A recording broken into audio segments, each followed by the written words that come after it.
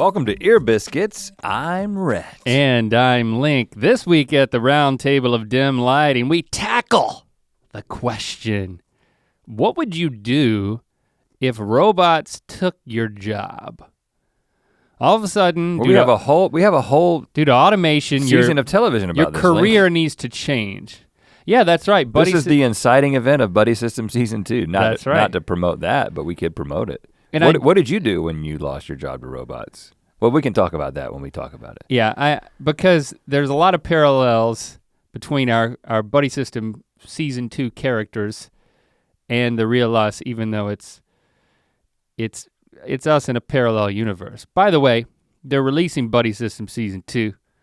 I don't know if we're in front of the paywall at some point, so be looking for that. We'll make a big deal about it when it's all there. Seasons 1 and 2, but if you're gonna only watch one, watch season 2. That's confusing. Unintentional plug. I guess you can watch season 1, but anyway, yeah, there's some robot stuff happening there, and just let me say, this whole conversation, it spawned from a Reddit session. You call them sessions? Yeah, I have a Reddit session as I'm sleeping. In my sleep. I don't know how that works. As I'm going to sleep in my bed, which that's another thing we may need to tackle, is if that's a good habit. But I went down this Reddit rabbit trail, which meanders through manufacturing processes, some eerie anecdotes, and lands smack dab on you. Oh, I'm featured in this Reddit thread? Well, directly? I don't want to say too much, but I will say, wow. You know what? Yes. This Reddit thread that was featured on the homepage had nothing absolutely in the world to do with you, us, anything to do with us at all. Somehow involved you. Wow, I'm suddenly interested. And so it was a wild ride on Reddit, and I want to take you back through it. I'm planning to participate in this discussion. The robots are going to take over at some point in our conversation. Okay. But we're going to land on you inexplicably. Great. I'll explain it, but it's unexpected. Okay. Before we get into that, I do want to tell you something that happened to me at a party. First of all, let me just say that you're a party animal. Say it. Have been so occupied in the evenings. Tonight will mark the 6th straight night that I have had something that is like kind of like an involved. An obligation. An out of the home thing. In this one tonight, my wife is actually gonna go with me. And we're going to, I'll just say, we're going to the Mayans MC season 2 premiere. That's right. To support our friend Kurt Sutter. And this is the one that Jesse's going with me to. And that's when I was like, you ready for tonight? And she was like, what? Again? She was like, you're going somewhere again? I was like, you're going with me. And it didn't seem to make a difference. Yeah, that's why Christy's not going. I am going. I'm going with you and Jesse. And I guess Stevie's my date. Yeah. Because Christy, she's like, listen, this has been too much stuff happening.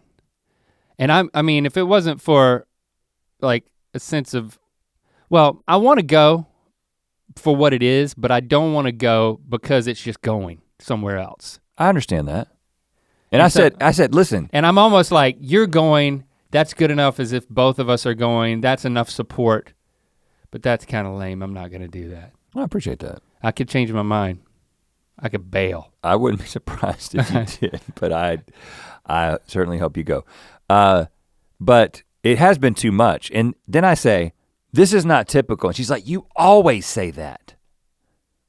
But it isn't. I don't do things 6 nights in a row. It's not typical. That's not the kind of life I have, man. Right. By the way, I have something the next 2 nights too, so that's another factor. Oh, really? Yeah. I got like. Well, maybe you'll beat my streak. Welcome back to school nights, 2 different schools. In the end, you will probably tie me. I did something on Thursday and then on Saturday. You only did something on Friday. We went to the Casey Musgraves concert with our wives. That was fabulous. That's a great time. Yeah, because love that woman. Because I went to the Rolling Stones concert the night before. Oh, you did go to the Rolling Stones concert. Yeah, man. I'm tempted to talk about that. First of all, I freaking love Casey Musgraves. I mean, she's amazing. That album is amazing. She played most of it. It was wonderful. It's exactly what I love to listen to. But I gotta say, seeing the Rolling Stones, who I would not call myself a huge Stones fan, before going to see them, that was absolutely amazing. Everybody in the Rose Bowl was just in awe of the fact that these how old did I say Mick was? 76, I believe. 76 years old, 4 months after having a heart valve replacement surgery. He's strutting around the stage for 2 hours, going an estimated 14 miles total. So crazy. I don't know, it's just. And they sounded good. It's because the devil's in him. That's how he's able to do it. He had sympathy for the devil.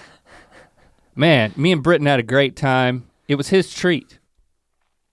It was a long time coming because of the heart valve replacement, but man, I get it. I get the Stones now. I feel like I'm an insider. I got the lips and the tongue on my shirt. Oh gosh. Yeah, good best band logo maybe of all time. It is, I mean, I kind of feel like going to the Rolling Stones and then to Casey Musgraves. Like that, back to back, baby. It's not the ideal, because you're gonna judge Casey Musgraves' showwomanship versus the Rolling Stones, which is just she's doing a different thing. Oh, absolutely. But anyway, you went to a party. I went to the one thing that you didn't go to. And let's call it a fundraiser. It was a fundraiser for a charity that we're involved with. And there was a guy there who I've met a couple of times. He's an older guy. I mean, he's older than me. And super nice guy. And we were having a bunch of interesting conversations about some stuff that he was involved with. But one of the things that he needed to show me, we got into a conversation about jackfruit. Jackfruit. Yeah, and I recently had seen how big a jackfruit could be. Have you seen how big a jackfruit could be? I can't even say I know what a jackfruit actually is. Okay, so you know like a grapefruit? No, not like a grapefruit. No, so you know when you go to like a vegan restaurant and they've got like barbecue, but it's not barbecue, it's something else. Oh yeah. Often it's this jackfruit thing. Kind of stringy. Yes, it's got an interesting texture to it. That's jackfruit. And so yeah, looks like that. And it's kind of spiky on the outside. It's green, the color of an avocado. It's shaped like, how big is it? Okay, well how big would you think that was just looking at it? It looked about as big as an avocado or an apple. It's this big. What? They can be 70, this guy was said, twice the size of an average watermelon? Yeah, so. What? Yeah, so when I went to. Good gracious. That fruit is jacked. This guy's actually helping to import some jackfruit into California, and jackfruit is like exploding in popularity, right? So, and I had just, with Locke at the grocery store a week ago, had seen a jackfruit. And I was like, how in the, that's a jackfruit? It's that big? And we almost got it as like a gag gift for Jessie. Like, let's bring home this jackfruit and see what she does with it. You know what I'm saying? Because it was just so big. Well, anyway, we start talking about the business that he's involved in, getting jackfruits in. And he's like, oh, I gotta show you this. I gotta show you this one I found. So he takes out his phone and he begins scrolling through his photos. And he's like, okay, hold on. No, I'm getting close. No, that's this. Okay, all right. Just moving his thumb like this and just rifling through hundreds, thousands of photos. Okay. 2.5 minutes into the scrolling and the saying, oh no, I'm almost there. Just give me a second. I begin to think that I am the victim of a YouTube prank video. You started looking around for cameras? I begin to think that I might be on What Would You Do with John Quiones, which incidentally, I think is a YouTube channel now. What would you do if somebody scrolled forever? Like how long would it take in their scrolling for you to just jump in and stop it. Did you think about that? Hey man, you know what? Just email it to me. Well, at one point I was like, yeah, I know they're big, man. I was like, yeah, I saw one at the grocery store. He's like, no, you gotta see this one. 2.5 minutes is a long time to watch somebody scroll. Well, are you looking over his shoulder on his phone, and is he scrolling through nothing but photos of jackfruit? Lots of photos of fruits and other things that he imports. And he's like, hey, this is my girlfriend, and this is when we went to the beach, and this is my dog. He is rifling through a grid of photos. It was like a wound on my dog. I had to send this picture to the vet. He's not giving any commentary on the stuff that he's scrolling through. He's just saying, hold on, up there, and you keep thinking, okay, here, and then it's not there, and then he keeps going. Now, you know me, I'm a nice man, and You're nicer to strangers. I have a high tolerance for this kind of behavior. I don't know if it's average tolerance or it's either average or higher tolerance. Well, you have a higher tolerance than I do. Oh, hell Let's at least say that. And so I was like, what am I gonna do? Like I had time to start having like an existential crisis, like because every time I look back, he was just saying, "Hold on, give me a second. Here it goes. No, hold on, let me see." And so I was just like, I guess I'm just gonna stay here in the moment. I'm gonna let this guy find his big ass jackfruit, and then when I see it, I'm gonna be really impressed. So I did that. Well, that's kind of a lot of buildup. So it's pretty big. So he did find it. It was really big. He found it. Yeah, it was very large. Yeah, you're not even telling that part of the story. You're like, oh yeah, he did find it. It was like what? The story's over? It was 70. Tell me about the freaking jackfruit. It was 70 pounds. The jackfruit was 70 pounds. 70 pounds. Was that tall? 3 feet tall? I don't know. Good gosh. What gave you a sense of scale? Was he holding a penny next to it? Him holding it. Him holding it. Good gosh, jackfruits can get big. Wow, I bet they don't taste as good. Of course, they never taste like a big catfish. You don't want a real big catfish. You could put feet on that in the snout and it would be like a vegan pig. Yeah. It's literally as big as a pig. Jackfruit takes on the flavors of whatever. It's a lot like tofu. It takes on the flavors. But let's get back to the scrolling because I do want to talk about that. Well, you know what? He got back to the scrolling. Again? After he found the jackfruit. He's a scroller. I lost count, 3 to 4 times. He had something in his mind that he wanted to show me and he would go back to the photos. And then I don't think it was ever as long as that first time, but I was like, this is like a Seinfeld episode. If Seinfeld was made in 2019, he's the scroller. Now, you know what? Somebody needs to talk to him because he's too dependent on photos. He needs to just do hand gestures. You know, like it's this big. Or pick up a small child and be like, it was this big. Or make it his wallpaper. If the anecdote comes up that often, you need to have it printed on a business card. I think this is a perfect example of why you need favorites. You need to take advantage of your favorites feature on your photo collection. Yeah, you're talking about making an album. If you need like, oh, here's the photo of me with my kids. Here's the photo of the big ass jackfruit that I love to talk about. Stories I always tell, but then spend way too much time scrolling for the payoff. Photo album. That's what you call it. I've actually thought a lot about this, like okay, good. Pausing a story to scroll, because actually on the way to the Rolling Stones concert, we were in an Uber. Britt and I were both in the back seat, and this guy was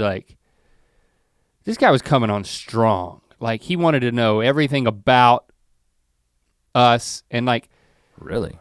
He's an inquisitive Uber driver. Those are the worst. He had something hanging from his mirror that said Fish, the band. Uh-oh. So then Britton starts talking about Fish. So then like literally for 20 minutes, the two of them are just talking about Fish. And I'm like, this is great. I don't want to be a part of this. I'm just over here looking out the window, looking at my phone. But the guy, like, he made such a connection with Britton. He was like, oh, he's an artist. He was like, I used to be a producer, but I only charge $15 an hour. And he had this hard luck story. Yeah. And then he's like, give me your information to put in my phone. Let me give you my information to put in your phone. So he like made Britton like put his name and number in his phone. And then he's like, and then he pulls up a notepad and he's like writing down Britton's information. I'm like, he's not coming for me. He's like, what about you? What's your name? You know, it's like 30 minutes in the conversation. Charles. That's when you say Charles. I think I said I think I said Link because maybe I was thinking about that. Yeah. You have the best excuse in the world. I say James quite a bit. At Starbucks, my freaking name is James. He was like, and what do you do for a living? And I was like, I froze. And then I was like, I'm a video producer. I did not, this is the last guy on earth I wanted to get. He was video producer. He was like, what kind of videos? I was like, digital. I was like, corporate videos. No, what, you lied, man. I said I make corporate, well, you know what? We are I make a corporation. videos on a corporate platform. Google is a corporation. We're a corporation, yeah. And we're a corporation. Yeah, so you didn't lie, you told the on truth. a couple of levels, I make corporate videos, and I said, I like to think that if people don't watch my videos, they would die. What was Britain doing when you said corporate videos? Are typically like safety videos. I never made eye contact with Britain. I was pretty ashamed of what I was doing. I'm a video producer of corporate videos. My name is Charles. Please stop. What was my point?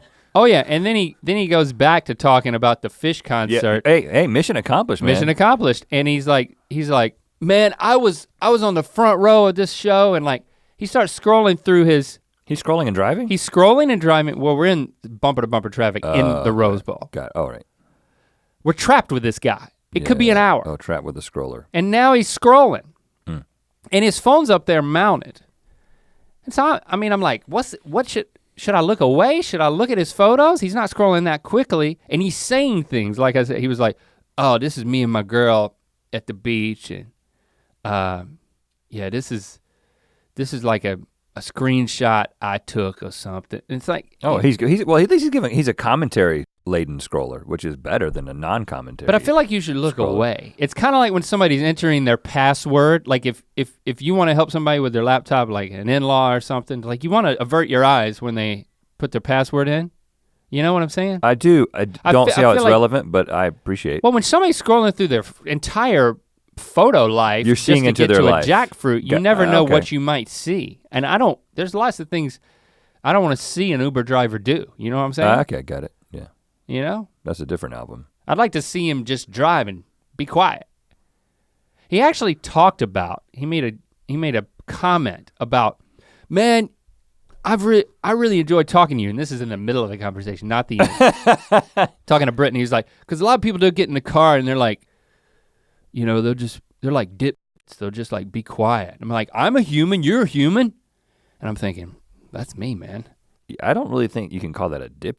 I know, he's kind of harsh. I mean, some people just don't want to have a conversation. And then he's like, I'm gonna come into this show later.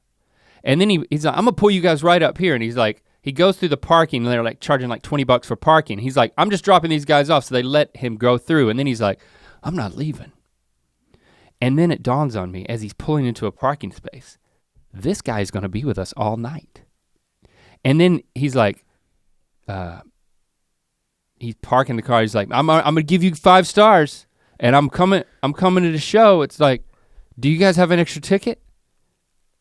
And I was like, no, thank goodness we don't have an extra ticket. I'm coming to the show, do you have an extra? You're not coming to the show unless you can get a ticket. Right, so then we split up, but for a second I thought he was gonna be with us all night because he already had a ticket. I think you would have shut that down. I would have, I think absolutely. I think even I would have shut that down. But I wouldn't have stared at his scrolling.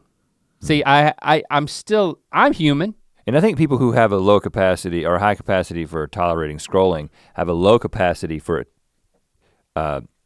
exposing people to scrolling. Like I've got like I'll scroll for 12 seconds and then I feel like I'm inconveniencing somebody and I'm like, you know what, don't worry about it. I think on Google Photos, you could type in jackfruit and it would literally pull up. You can do that on the iPhone as well. And I almost told him that, but I just didn't. It didn't. Of course, it will pull up 3,000 images for him. Right. So. All right. So we could talk about that forever, but we're gonna talk about. Let's go down another robots. Wild rabbit trail. But first, you can get this shirt that I'm wearing, which is part of the Post-Apocalypse collection at mythical.com. This is one of 3 different shirts you can get. There's also, I don't know what's still there. We got hats, we've got a bandana, we've got the sweatpants were a big hit. Yeah, and I think those are still up there. Get them while they're still there. Lots of stuff constantly updated at mythical.com. Rep ya boys, check it out. Support entertainment, and feel good. Like it literally feels good to wear stuff. It feels good, and it's just a cool shirt. It's like, you're not like, hey, if you're the kind of person who's like, hey, I'm a fan of this show, and you don't want to be that person, you're like, hey, I got a cool shirt on. Well, this is for the cool shirt folks. Okay, let's get into this. You know, I have this habit of laying in bed and I just pull up the Reddit thread because it just sends me into a world that's not my own. There's many threads that I follow that are relaxing, educational, entertaining, mesmerizing, but in no way related to my work. Whereas if I pull up Twitter, then that's a problem because I feel like even if I just look at tweets of comedians, I start to get anxiety. Interesting. Anxiety with a G. Because I just feel like it's the social media trap of comparison. I think I do it on that level, on like some sort of professional level. Like, oh, I don't tweet and I'm not funny. And then even on Instagram, I know we did a whole episode about it, but that's starting to creep in. So like a little bit of that. But it's mostly just like exotic locations that I look at on Instagram, and that's not deep enough. I need something deeper, and Reddit gives me my fix. So let me take you on a journey. I think, yeah, this wasn't the popular page. It was posted in a couple of different threads, but the one that I follow is educational GIFs, or GIFs, if you will, and the title of the post is, "This is how canning process is done!" exclamation point. And then it's a repost or an embed post from the Reddit thread manufacturing porn called Kodai canning process, exclamation point. You know, when you hear canning process, it might sound boring, but if you add an exclamation point at the end, I'm listening. This is like how it's made. It's a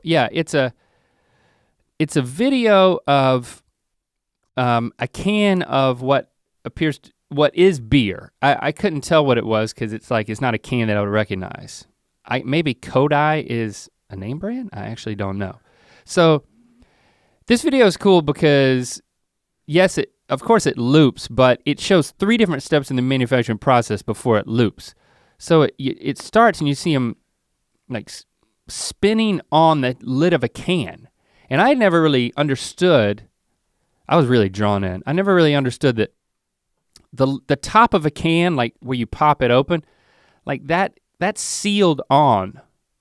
I never thought about it. Right. And then the camera moves, after it shows you a number of these lids being slapped on the cans, then it moves earlier in the process and shows you right before that's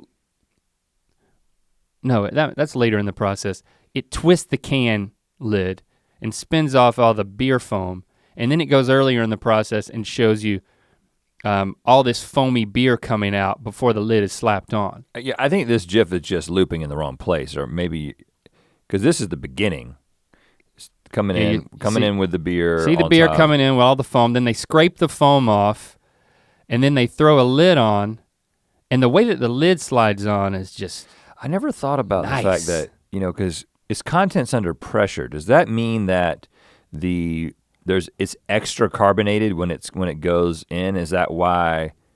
Like, I would think with that much foam at the top, there would be more foam underneath the surface. And so when you ended up getting a can of beer, it would have like an inch missing of beer because the foam would have just turned into liquid. But it's completely full. I just don't understand how this process leads to that. Because it's like overflowing right there. Yeah, they fill it up to where the foam is all the way at the top, and then they smash the lid down so there is some pressure, and there's probably from the carbonation of the beer or whatever you would call it. See, this is where you're going, and if you were a commenter, this is what you might comment. And if you knew that, so you might ask that question, someone would come in and answer the question, and then the rest of us would learn that. So whenever I watch a video like this, first of all, I'm mesmerized by it, and then I'm like, there's 343 comments under this video. Mm-hmm. I wonder where it goes, and I wonder what most people have engaged in, which will rise to the top if you don't use Reddit. I'm just giving you a little background. So it could be anything. They could be talking about anything. And the first comment, the beginning of my journey, says F word. I'm not gonna say it. It's just not. Those machines must suck to maintain. So we got a Debbie Downer right at the top of this thread. People talking about how unclean it is because basically there's beer foam going all over the can, and then in the next step they spin the can at a rapid, aggressive speed, and then this beer foam goes everywhere. So this is what someone commented, and then everybody seemed to engage under this one comment. Yeah, so the person says, those machines must suck to maintain. Of course, I'm like, yeah, I was kind of thinking that myself now that you mention it. And then the person says, someone else responds, sticky, smelly mess. Now don't forget that. But clearly, that is not really the case. Beer is a perishable product. Those machines are cleaned religiously because otherwise beer won't have a long shelf life due to contamination. It can be sticky during the shift, but overall, it's kept clean. I worked for a hot dog manufacturer, and every single machine was deconstructed, soaped up, scrubbed, and rinsed, then reassembled at the end of every shift. And at this point, I'm like, dang, I'm taking a journey to the end of a hot dog shift. And they're freaking disassembling the entire machinery, washing it all down. I know you're going other places, but I just, like, I have to say that, why can't they just like steam the whole thing? You know, like, why can't there just be like a steam component that comes in and just blasts it with steam and soap and stuff? Why can't it be self-cleaning? Well, I don't understand why you gotta take it apart. Surely this isn't how everything is done. Crevices, man. Hot dog and beer gets in crevices. Hot dog probably gets into more crevices than beer. And you can't get it out. So now I'm on this cleaning manufacturing lines thread, and I'm all in. Like, I was actually surprised at myself at this point that, like, I was so interested in this, and I will keep reading. Okay. I have an industrial engineering degree. You know, right. It's basically a degree that teaches you not how to make things, not to design things, but to design how the things are made. Mm-hmm. So it's the designing a manufacturing process. Right. Once the thing that you know you want to create has already been designed. Well, what's the most efficient or clean or safe or all of the above way to actually get that thing made, get that beer canned? One of my favorite classes was, there was a manufacturing processes class, and we would just go and take tours of factories. Well, yeah, tours. I mean, it's a field trip class. Yeah, field trip class. Yeah. So you got the hot dog manufacturer talking about deconstructing, soaping up, scrubbing, rinsing, reassembling the machines at the end of every shift. And then someone commented, and people say automation will take jobs away. And then Funky Credo comes in and says, it already did. Oh, yeah. The company I work for was in Ukraine. Due to cheap labor costs, the level of automation is low since it's not cost effective. Our facility made 4 tons an hour of hot dogs using multiple manufacturing lines and close to 100 people per shift directly on those lines. I toured a number of facilities in the US. Most are so automated that a single line makes 8 tons an hour, which is twice as much, with only 8 people directly involved. Yeah. As opposed to 100. And then someone commented, I bet those 8 people got a ton of shit to clean and it probably doesn't all get done. No. I used to work in a pastry facility doing sanitation. Yes, now we're going from beer to hot dog to pastry. People working in factories coming out of the woodwork, and I am here for it. I noticed that. Pretty much everything can be power washed in most facilities, making it incredibly easy to clean. See, this is the question you had. Why do they have to take stuff apart? Really? Do you really need to do that? Plus, we had to pass cleanliness inspections every morning, which involved multiple cotton swab tests on every machine for food bacteria. We cleaned the entire facility I can't Facility. Facility. Industrial engineer here.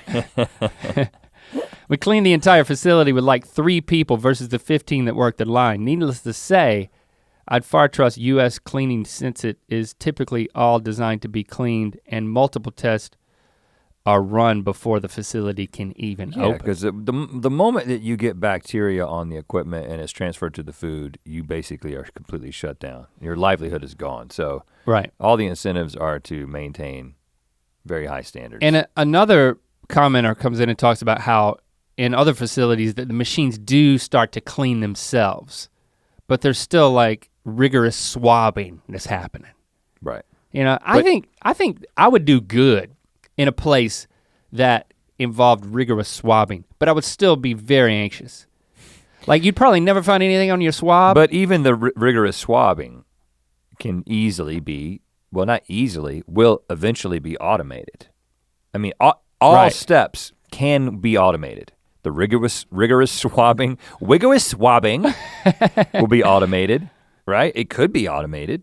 Right. A robot's probably gonna be better at, evaluating the swab than just some dude named Bill.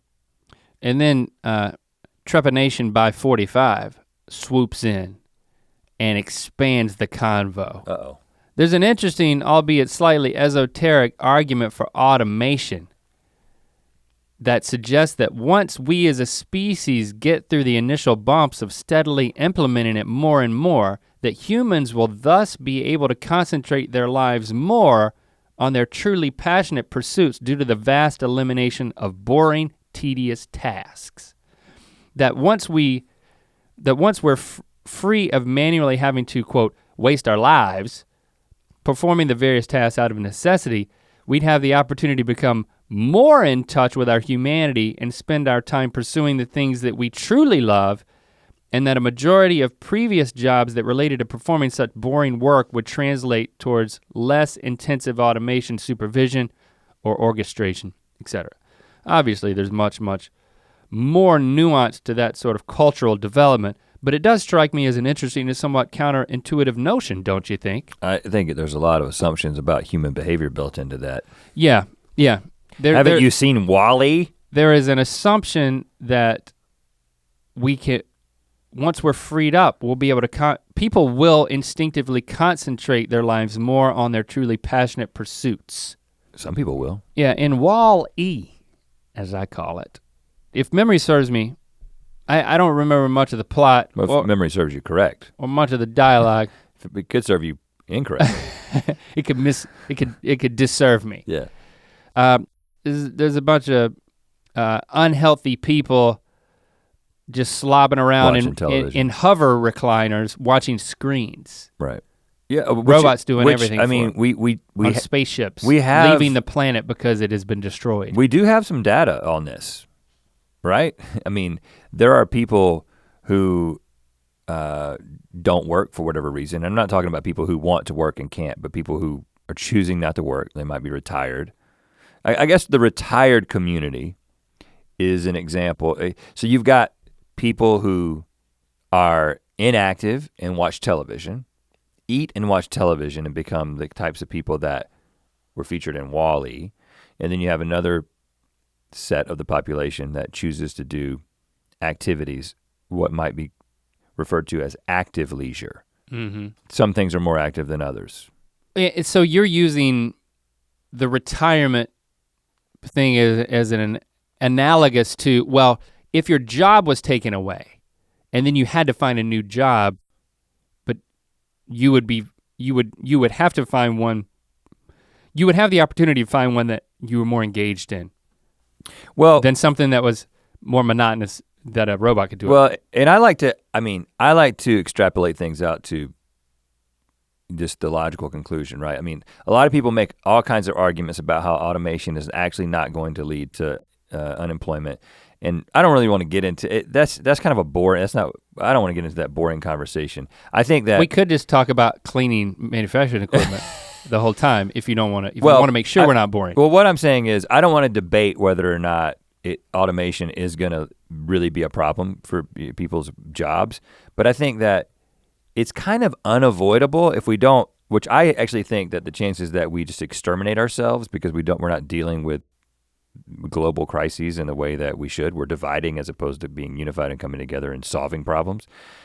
I think we'll probably I think we will exterminate ourselves before we actually get to this point. But let's just say people wake up and realize that the world is falling apart and dying, and we actually need to do something about it. Let's assume that humans. Well, by the way, that is Wall-E. They left Earth. Right. They had to abandon it. Yeah. Well, let's just assume that we wake up and figure it out. Then it is inevitable that technology will progress to a place where we have the option to get the robots to do all the stuff that we don't want to do. Then let's ignore like robots' rights issues and whether or not they have personhood. That'll become a debate. It already is. Whatever. Okay. We'll let them worry about that. Yeah. But it is inevitable that we'll get to a point where you don't have to be the person to clean the beer machines or the hot dog machines. Like you could if you want to, maybe, but you probably won't even be allowed to because you'll be way worse at it. And so, and even the jobs that we have, like, okay, it isn't that far off that, I mean, first of all, there's already AI that's making YouTube videos, and they'll be the first completely AI generated movie in however many years, and people will go, eventually, the stuff created by the robots, and this may take several generations, many generations, but eventually, the robots will be able to create better than us. And you will enjoy a movie created by robots from top to bottom more than the one made by humans, right? Everything will be eventually replaced. The robots will be able to do it better eventually. I just have. Then what are we gonna do? I can't believe that a purely creative endeavor would subject to so much sensibility. No, I'm saying can ever be. This is way far into the future because replicating the human mind and human intuition. I mean, did you see the thing where this could be, I don't know if this is just one of those internet things that's not true, but you know the picture of the Chihuahuas and the blueberry muffins in the grid? Oh yeah. And somebody sent that to, I think a text thread that we're on, and they were like, I think Jesse sent it. AI is not able to tell the difference between the blueberry muffins and the Chihuahuas. Now if I squinted, I couldn't either. Right, but as a human, you can look at it and within about half a second, you can determine which one's a Chihuahua and which one's a blueberry muffin. Apparently, AI still can't do that, right? But they will be able to do that if they can already, if that's just a meme that isn't true. What I don't understand is why robots can't push the button that says, I am not a robot on websites. Like, now that seems pretty simple. Yep. You should be there, robots. Really good point. I mean, it literally says, I am not a robot, and then there's one button to just check. It's like a checkbox. They can't, so I'm pretty much I'm eroding your entire argument with that. They can't check the box, man. But they will. I'm just saying that there's gonna be all kinds of ups and downs, all kinds of arguments, ethical conundrums leading to a place, but eventually, technology, inevitably, if you don't exterminate yourself, it progresses to a place where something you create surpasses anything that you are. I just think that that's inevitable. So there will be, and cool. There will be a point in which you're like, I don't have to contribute essentially to society. I mean, the thread goes on to universal basic income, which I don't really have the appetite to go there, except to say that, well, some people say, well, if that exists, then I actually don't know, but I presume that there's then an argument on one side that's like, well, then it gives people a padding that then they're not gonna do anything. You've got the low level, you've got the base level income that you need to thrive. So it really comes back to, and we can make this about us, but what do you do if you have free time? I mean, if you have to find a job and there's no there's no financial cushion there, then hopefully we're creating enough jobs, where everybody can get one. it just doesn't make sense to me that everybody will automatically be able to then move to what they're most passionate about. But I also don't know that most people, if they are financially secure enough, I think there's some people who then like go wild with their passions, and there's some people who just go lazy. Yeah, it's very personality dependent. Yeah, and I actually feel, I feel like my natural instinct is toward the entropy of just laziness, just falling apart. I don't think, no, I don't think so. I think you'd get very frustrated with yourself if you actually did that with your leisure time. But I'm reading a book right now. I would become depressed. Yeah. But I think I would have to push through that. I think I'd have to go through. I think you would. I think I would have to go through that valley. I'm reading a book right now that I'm not gonna say what it is because it might be a wreck once I get through and decide that it's a wreck. And by wreck, a wreck in effect at the end of the show. Just say what, just say no, you can give it again. No, but no, you don't know if it's good? Yeah, because I feel like it might be a strong recommendation, but I'm only like a third through it. But one of the principles that is being discussed in the book is essentially where people, you have this idea that, okay, well, what I'm going to do when I get old and I've done my work and it's time to retire is I'm going to be, as my Instagram, shout out to Red MC on Instagram, as my Instagram bio says, future international man of leisure, right? And it's a joke that I just came up with, it's not it's kind of a non-joke. It's a playful description. And I think it will turn some people against you. Yeah, and as a result of this conversation, and as a result of this book I'm reading, I actually think I'm going to change that. Yeah, I definitely hate you because of it. Now, but so the Why? implication is that, okay, when I have free time, I'm going to be a man of, and I would say active leisure, travel, experiencing things or whatever. Kite surfer? I don't think I'm gonna go there. Now, on the shoulders. The argument that this guy makes in the book is that people who live lives of purpose and have true joy are those who, as they get older, they actually increase their commitments to other people. It might be a commitment to a cause or a commitment to a community or an organization or an individual, but essentially that people who are the most satisfied and the most purpose-oriented are the people who have commitments. I gotta be there for something for somebody. 6 nights in a row. And that's not what my 6 nights in a row have been about, but you know what I'm saying. And, yeah. And that kind of struck me. I was like, first of all, this isn't fundamentally goes against anything that I already believe or think or want for my life, but it made me think differently about that little quip in my Instagram bio, because I do like to think about, hey, we're gonna travel and we're gonna do this. And he's like, everyone thinks that that's what they want to do, but that life gets pretty empty pretty quickly. And so I think that the real question, the ethical question, when people have this free time, because listen, we're talking we're assuming that people are gonna have the option to be like, okay, I get my universal basic income and now I can play video games, I can get lost in VR, that's gonna be a huge cultural problem, is people getting just basically living their lives online. And then other people will just binge watch them VRing their lives. Right, but I think the people who are gonna be truly happy, like you're talking about fighting through this depression, right? Mm-hmm. Like, okay, if you commit yourself to just personal pursuits, I'm gonna go do what I want to do, whether that's watch TV or go kite surfing. It could be active.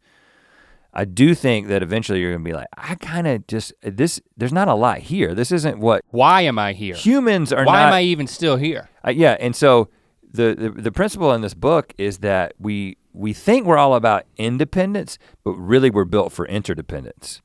And so I think that there's this idea that, like, listen, we evolved in community, and like you go back just a very, very short period of time to where we were living in these like communities of like 100 to 150 individuals that all had a role, and you were contributing to each other's lives. You were involved in each other's lives emotionally, physically, and you were helping raise children. And when you got old, you were valued for your perspective. Yeah. Your wisdom. And so I think that again, if we don't exterminate ourselves, we get to this point where all the robots are doing all the work. The only way we will survive as a species is if we somehow replicate this community that exists for our own health.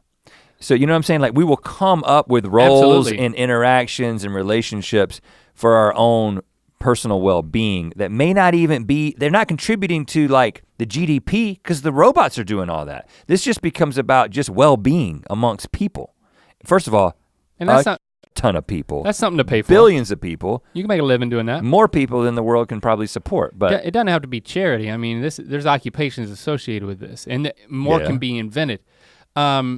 This is exactly what I was getting at when I was like, aspirationally, I want to be the type of person that takes life by the horns. You know, it's like, my nanny, Lucille, my mom's mom, she worked her entire life in a shirt factory. Right.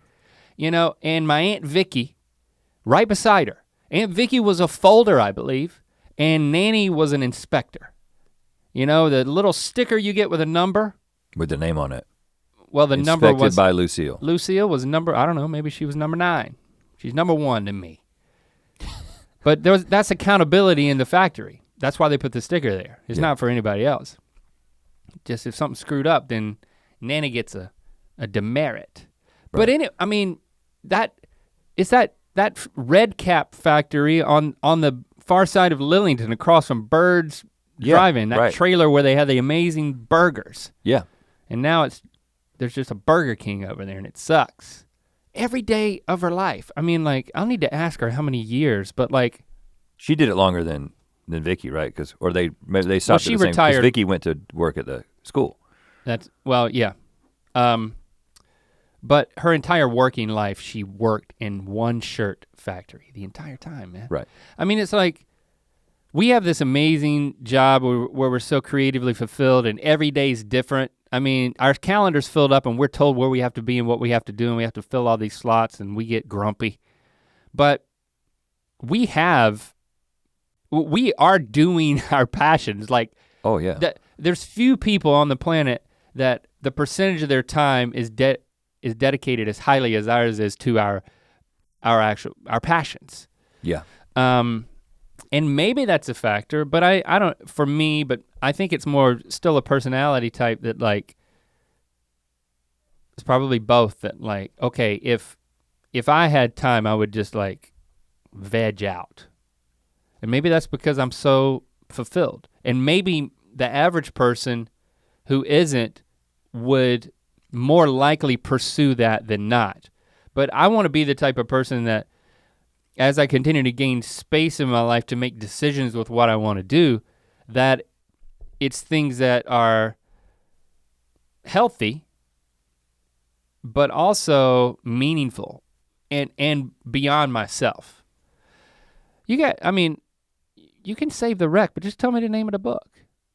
I feel like I'd like to maybe read this book. It's called The Second Mountain. The Second Mountain, okay.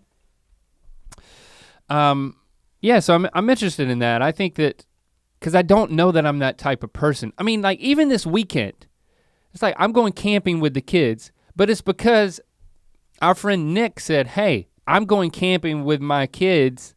Do you wanna come? And I was like, they probably aren't gonna wanna come. And then I asked the kids and they wanted to go. And I'm like, yes, cause I didn't wanna take them, I didn't wanna force them. Yeah. I was so happy, but it was a tinge of like self-judgment that I wouldn't have gone camping unless I was invited.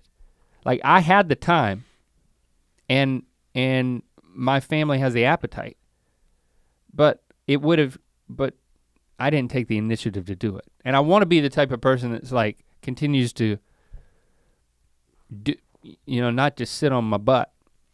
Maybe I'm too hard on myself. I think you're being too hard on yourself because I think that climb that second mountain. Like when your wife texted me and my wife a picture of you lounging next to your pool this past Saturday, and she said, this is post nude swim link, and you just had a towel, you were asleep.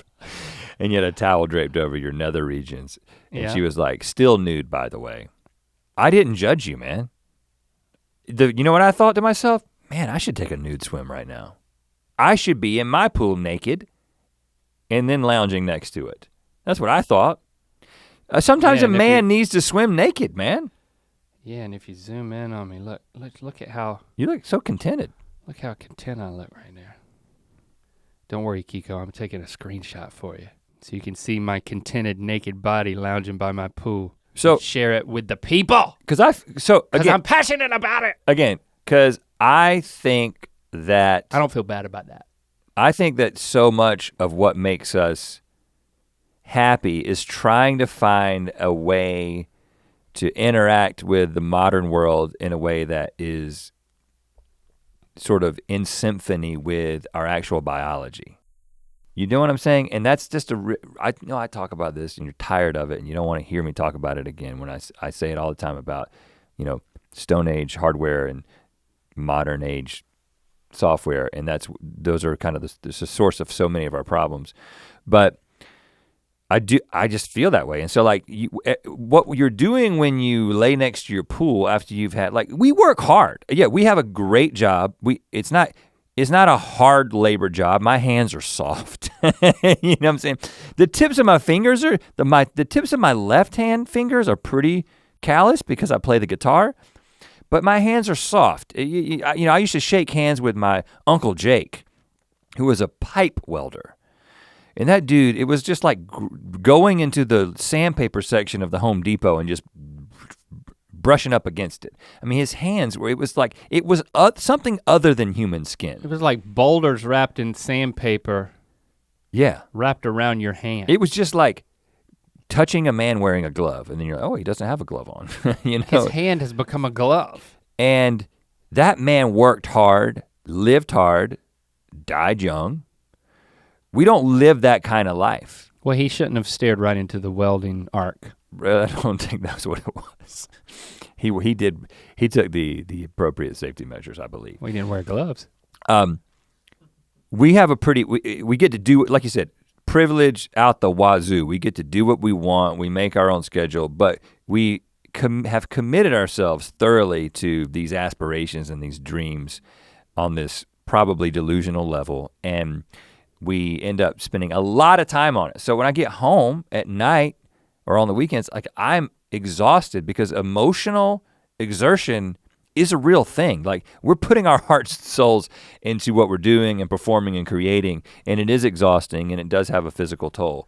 So you shouldn't feel bad about that. I think what we're really I think what we're really talking about is when we don't have those obligations. Like, because I kind of feel like I know what I would do. Like, if all of a sudden everything was good, everything was taken care of, all the people that I love are taken care of, and I could just like step away from everything that we built, and I can do anything that I want.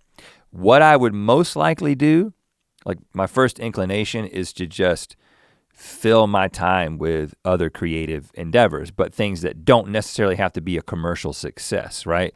And maybe things that wouldn't even be enjoyed by lots of people. It might just be like, oh, I'm gonna create in this particular way, write or paint or whatever.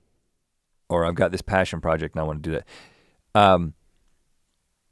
And I think that even that would become kind of unfulfilling at some point, right? Because unless I was able to direct those passions and what I can do creatively into like greater good to support something or support someone, I think eventually those things wouldn't be very fulfilling. Right now, I think the thing that keeps us going and keeps us so busy is, again, and I do think it's slightly delusional, and that's probably a good thing, is we just have this idea that like, oh, the next thing that we're gonna create is the best thing we've ever created, and we're gonna find some way to get somebody to help us make it. And we have this sort of rolling list of things that we feel like we have to do. But eventually we're gonna get to the end of that. One of the two things is gonna happen. We're gonna do the things on that list and then realize that they're really not any different from a personal satisfaction point than anything we've ever created. and there's no real joy and happiness there. B, probably more likely, we're gonna get older before, we're gonna lose the ability to do them before we're able to do them. I mean, that might be a pessimistic viewpoint, but it's just like, my greatest fear is that our best work is behind us, but I'm also sort of like using historical data to come to that conclusion that, you know, typically you're moving into your 40s, it's not like I still believe that our best work is ahead of us, but anyway, at some point we're gonna get to a place where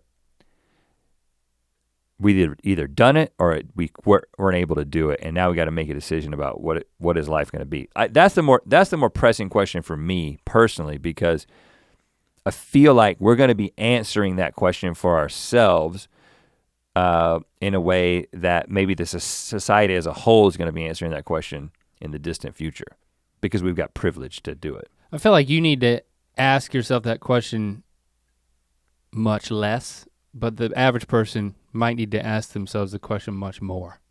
Like, how do I engage my passion for and then ... potentially for the greater good? Let me continue with the thread here. Because with every tangent, there's a recentering. So after that, let's see. Oh, this one guy shared this anecdote, which I'll quickly share. I worked as a controls engineer at a factory that made sports drinks for a few years. Beer, wieners, pastries, sports drinks. This is my passion. I'm gonna go back to industrial engineering. I think that's what I'm learning. The factory was originally built in the 70s and had been constantly upgraded. It was eerie because you'd be in a 1 million square foot factory plus warehouse that ran 24/7, producing over 2 million cases of drinks per month. And there'd be 20 to 40 people on duty per shift.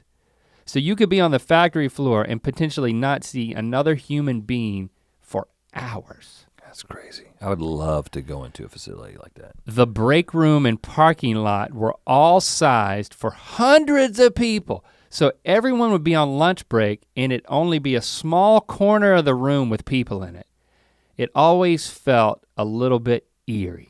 So when they built this plant, there was more people in the process. Yeah, but like back in the 70s, yeah, 1 million square foot facility. So now there's like 20 to 40 people. Anyway, automation had eliminated hundreds of jobs over the decades and continued to eliminate the remaining ones, including maintenance technicians and housekeeping staff, as the machines got more reliable or came with more capabilities. And at this point I started to think, man, this would be cool in a movie. Like, this is a cool setting for a movie. Like, it's not even in the future, this is now. So we don't have to make like a sci-fi film to do this, but I'm just planting a seed here that like, huge factory with like 20 people working in it. Let's find a factory and let's write a whole movie in a cavernous factory where you only see people once a day, and then you go to the break room and like they're all huddled in the corner eating, starved for connection. That's eerie, man. That's cool. I like it. Yeah, so that's a movie idea that I got. And then we come to it. There's more stuff under people talking about like that guy's post, but then I keep scrolling. I'm about to fall asleep at this point. Like, boy, I've been in the canning process. I've been power washing equipment. I've been thinking about my future and engaging my passions and the future of society. I've been thinking about a movie idea.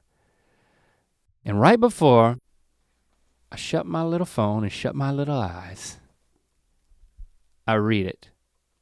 Somebody comments, "That was my nickname in middle school."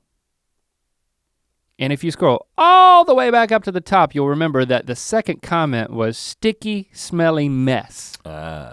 Which someone said that was my nickname in middle school. Middle school, okay, that's interesting. First comment underneath that, Rhett, ? And then other people are commenting about it. Of course, you say that was my nickname in high school. But on GMM a lot. And I was bolted almost sat up on my bed. Like all of a sudden I was like totally awake again. Yeah. I was like, I'm like deep. I know him. I'm deep, I know him. Yeah, I'm deep in this Reddit thread. It has nothing to do with me, you, or us. And all of a sudden, there you are. Someone who knew you and that dumb catchphrase felt the need to associate themselves with it. I think it's a pretty good, it's kind of like what she said. That's what she said. It kind of always works. It's exactly like that in that, except for the fact that if you said that's what she said on our show a lot and people thought that you came up with it. That's the thing I find funny is that you didn't come up with. I don't think I came That was my up with nickname in high school and you have not claimed to do that. But there are people in the world, and there are people on this Reddit thread apparently, who so associate it with you that I think they may believe that you came up with the catchphrase. I think I could convince myself that I came up with it. Memory, you know, you can control that kind of thing. Well, this person got it wrong. You said high school. You say high school. But middle school, sticky and smelly mess. I don't know. It is a little bit more of a middle school thing. Look at it right there. Question mark. Rhett. Rhett? But that didn't get much traction. Didn't get any traction. No. He got 2 upvotes. Okay. Huh. I appreciate that. It's time to give a rec in effect as we wrap down this episode. Check, baby, check. I guess it's my turn to give a rec. Yeah. You know what? I didn't come very prepared today. I would like to highly recommend a book called Second Mountain. It's Come on, man. I haven't started reading it yet, but Rhett was telling me about it, and you. I'm only a third into it. I don't. Rhett's only a third into it, but from what he tells me, I don't like to recommend. I'm going to recommend that I haven't it. Finished. You're not recommending it. I'm recommending it. But you can't steal my recommendation, well, man. I'm stealing it. Second Mountain by. I'm not gonna tell it. I'm not gonna say who it's by. Rupert Monday. I don't know. Come on, man. What's this? I gotta give the. What? Is this really your rec? Yes. What? You don't have another rec? David Brooks, man. David Brooks, Second Mountain. I think it's called The Second Mountain. I also recommend Second Act, a 2018 American romantic comedy film directed by Peter Segal and written by Elaine Goldsmith Thomas. Because that came up on when you did a Google search for second. Yes. Hashtag Ear Biscuits, let us know what you think about automation, the future of society, following your passions, and somehow, I don't normally do this, but I just want to encourage you. Take a moment, even if it's just a moment today, to engage in a personal passion. Don't wait. And definitely stop before you become a sticky and sweaty mess. Or what's a sticky and smelly mess?